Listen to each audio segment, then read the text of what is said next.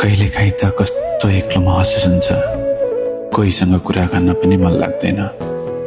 खै कस्तो शून्यताले सताउने रहेछ, के भएको किन भएको केही थाहा छैन।